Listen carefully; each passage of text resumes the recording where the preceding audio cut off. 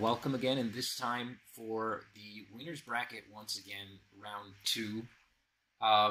Just like with the previous video, I'm going to be continuing the round 2 games until we have some further updates with round 3, which is still undergoing.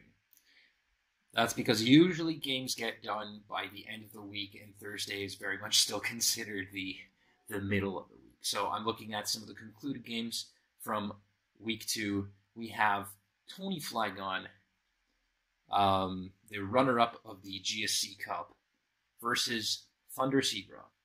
And Thunder Zebra was actually one of the first to complete their games in round 1, who defeated Lax, and Tony Flygon defeating McMegan. So, 2 really powerful players when it comes to GSC, and I hope that you guys will enjoy watching this as much as I am about to.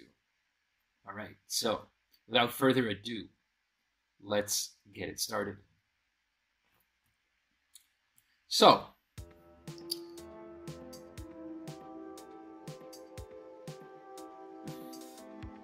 we have Lax versus Nido. And Thunder Zebra going for a lovely kiss as Tony Flygon makes a nice prediction, going to his Zapdos, and then switching back, so doubling back to Lax, as TC reveals Thief Nidoking. As I say that, on the following turn, Snorlax from, from Tony Flygon uses Curse, gets also some damage on the Cloyster. The Cloyster is going to go for Spikes after that, but he does also poison Snorlax. And now it's in range of pretty much any attack, so he may go for a Boom here. Instead, he goes for Surf, predicting the switch in, so that's a pretty good call from Tony. I meant TC, my bad. TC going to his Gengar on the Cloyster switch in, and getting another Thief on Umbreon. So this Umbreon is going to Pursuit Trap, crit the Gengar. Oh my god, that was the only way it could have OHKO'd the Gengar. Generally, Umbreon does not really deal so much damage, to the point that it can, like, Gengar may even decide to stay in and not, and Umbreon doesn't really pose that much of a threat because it doesn't deal too much damage. But on the switch out and with a crit, that's basically like a double powered crunch, so that's going to KO the the Gengar. Really unfortunate for TC there. But he does bring in Zapdos as it gets toxic. So we see 3 moves from the Umbreon, and the Zapdos is toxic. So we'll see how TC manages to handle the pressure here. Mind you, his Cloyster is very much weakened. Oh, wow. Okay, so Tony does not scout for the Hidden Power Water from Zapdos, and it OHKOs the Golem. So it looks like Spikes are going to be there to stay, and the Poison Snorlax goes for a rest on the same turn that TC reveals an Alakazam. So that's a good cue to switch out, because that can be a Encore Alakazam. Instead, what do we see? We see Sub and Attract. Yes, it's a female Alakazam infatuating the Umbreon. So this Umbreon is not going to be able to act. It's completely immobilized and confused, looking like a high school kid trying to ask someone out to the prom, but to no success. Umbreon does not feel defeated and tries to ask Alakazam out again, but gets dynamic punched in the face. This is far from anything I expected. The Umbreon KOs itself. I don't know, the analogies I could find with high school proms right now are limited, so yeah. Anyway, Zapdos coming in, and it's asleep, so it's been put to sleep by the Nidoking, and that Lovely Kiss is actually turning out to be super helpful because the way it works in Gen 2 is that even if you have Sleep Talk, you still have to go through the regular sleep turns from that Lovely Kiss inflicts to you. So it's not 2 turns of sleep, unless the Zapdos manages to get rest and it doesn't have exactly 100% HP. So it turns out that this Zapdos is actually going to be very much threatened by the Alakazam here. And now the Alakazam is going to start doing the same thing it did to Umbreon, but this time with Snorlax. Which is a Sleep Talk Snorlax, so it's not going to be too threatened. But we're about to see just how much damage this Alakazam can cause. So it's going for a Dynamic Punch. And it's landing quite a lot of these Dynamic Punches, I'm not going to lie. So when asleep, Confusion isn't going to work unless you go for Sleep Talk. And as you saw there, the Snorlax hit itself while asleep, so yeah. And the way Attract works is pretty much like Confusion. Your move will fail 50% of the time as long as it's facing the Pokemon it's attracted to. So basically, to act, this Snorlax has a 25% chance of success each time when Confusion and Attract are stacked upon each other.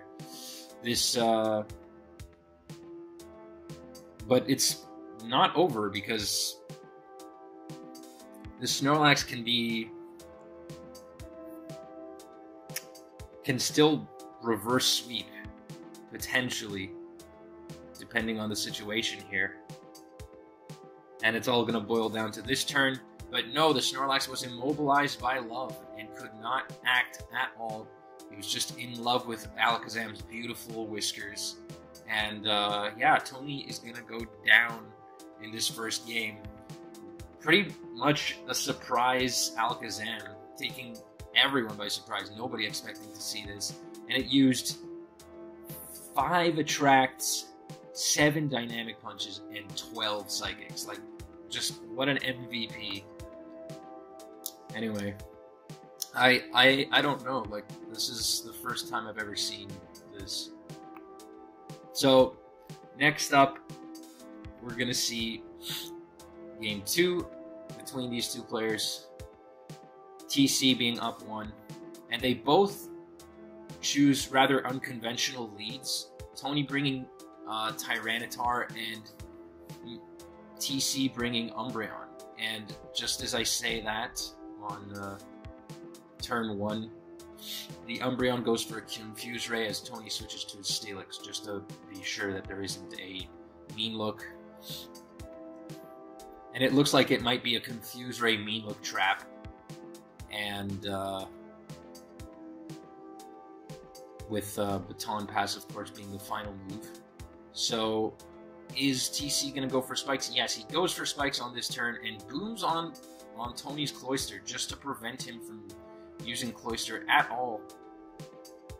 He's going to get a T-Wave on the Zapdos. So, TC has a lot of momentum going here. His Snorlax only taking Thunder damage, but no Para. This can be anything. It can be Lovely Kiss, it can be EQ. There's the Lovely Kiss. So, damaging what is an offensive T-Tar. And in comes the Steelix. So, so Tony is relatively safe here.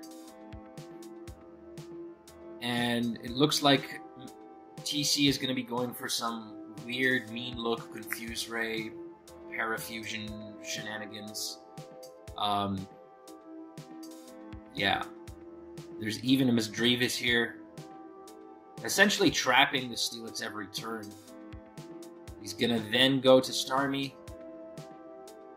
And Tony has to respond with Roar constantly. So he may end up actually running out of Roar PP.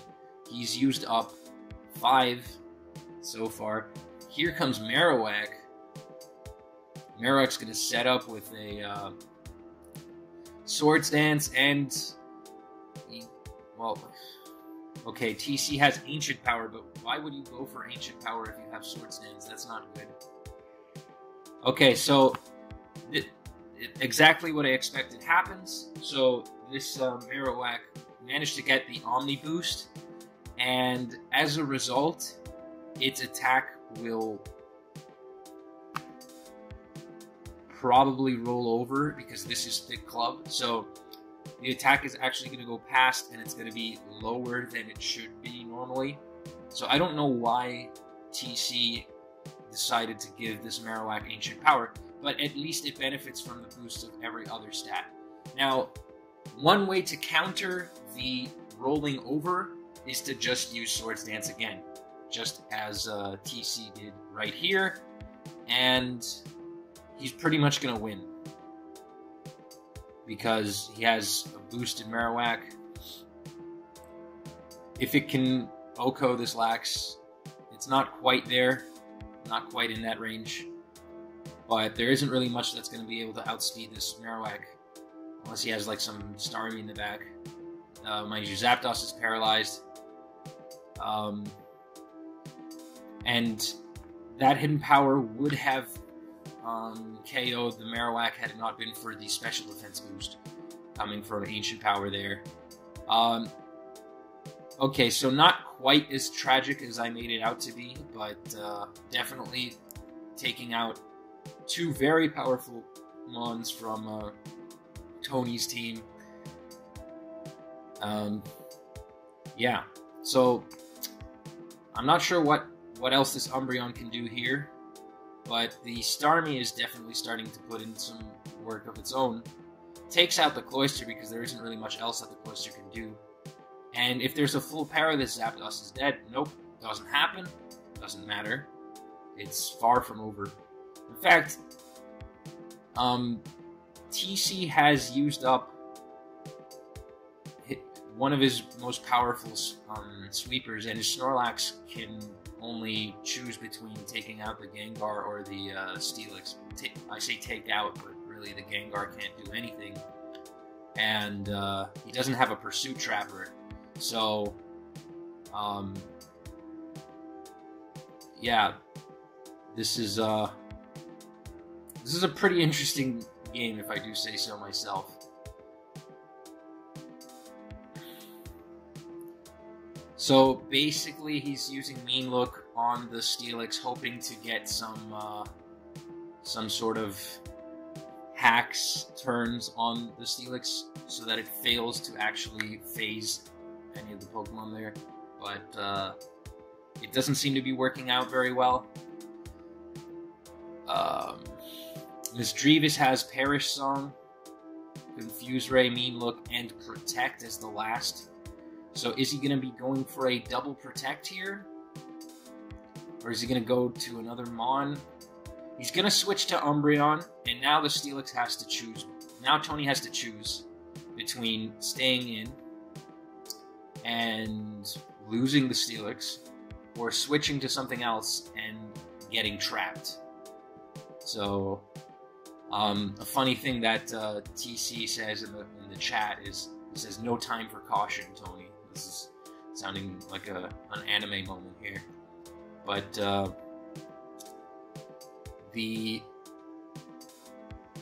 Tony decides to bring in a Zapdos, and now the Zapdos has to face this Snorlax. So this is very much reminiscent of the GSC Cup Finals Game 1. And,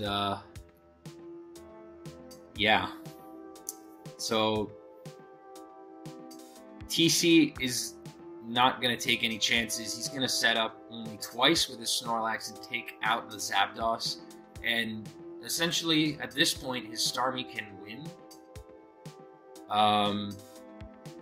TC has using a lot of smack talk, but okay. So he's going to trap the Gengar. But what's he going to do next?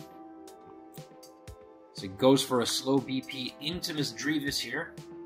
I don't think that Misdreavus can survive 2 Thunders, but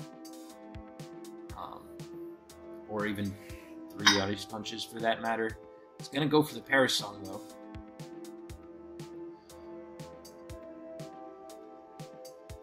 And then a Protect. As the Perish count goes down to 2, the following turn it's going to go down to 1. No crit on the Misdreavus, meaning the Gengar is finito. It is gone.